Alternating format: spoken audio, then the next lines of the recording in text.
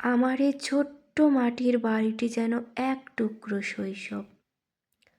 প্রথমে ধুলোবালি পরিষ্কার করে একটি সাদা প্রাইমারের কৌটো নিলাম, যাতে রঙগুলো উজ্জ্বল দেখায়। এবার পছন্দ মতো লাল বা উজ্জ্বল হলুদ রঙে রাঙিয়ে তুলব শখের বাড়ির দেয়ালগুলো।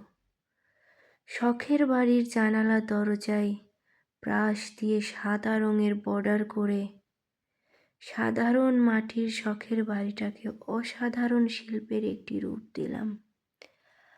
আমার এই সাধারণ শখের বাড়িটা যেন শান্তির বাড়ি।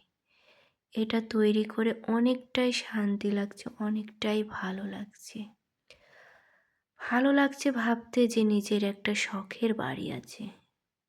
আপনারাও এমন একটি শখের বাড়ি তৈরি করে দেখুন, আপনাদেরও ভাবতে অনেকটা ভালো লাগবে।